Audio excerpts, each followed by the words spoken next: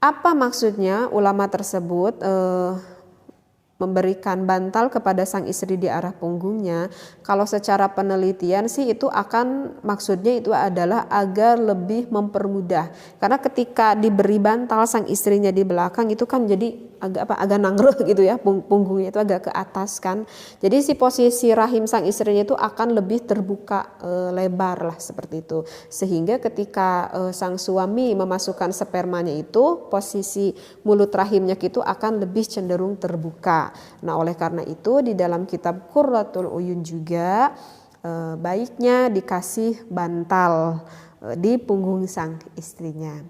Ataupun bisa saja sih dengan tips yang kedua, kalau misalkan tidak mau dikasih bantal di bawahnya, bisa saja setelah melakukan berhubungan intim itu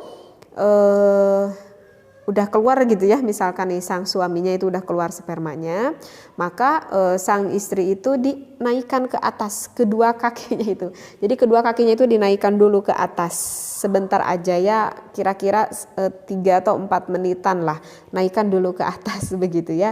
Jadi agar meyakinkan gitu spermanya itu lebih tips bagi para yang berumah tangga yang belum mempunyai anak ataupun yang ingin berprogram yang mempunyai anak lagi begitu.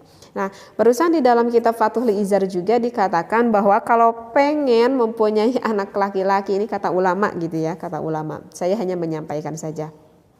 Kata ulama yang mengarang kitab Fathul Izar tersebut, kalau kita mau pengen punya anak laki-laki, maka setelah kita sang suami mengeluarkan spermanya, jangan dulu diangkat ya, diamkan dulu, tetapi badannya itu lebih dicondongkan ke arah kanan. Kata ulama seperti itu ya. Jadi lebih dicondongkan ke arah kanan. Insya Allah kata ulama tersebut maka akan mempunyai anak laki-laki seperti itu. Nah, kalau kenapa sih harus lebih condong ke kanan? Di dalam kitab Qurratul Uyun juga ada nih referensinya seperti ini. Tetapi kenapa harus lebih condong ke kanan?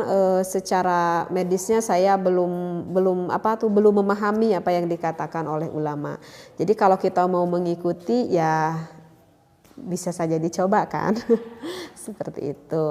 Tetapi kalau misalkan secara medis kita kan manusia kan hanya diperintah berikhtiar kan oleh Allah seperti itu. Adapun kan yang menentukan secara hakikatnya itu adalah Allah begitu ya. Kita hanya berikhtiar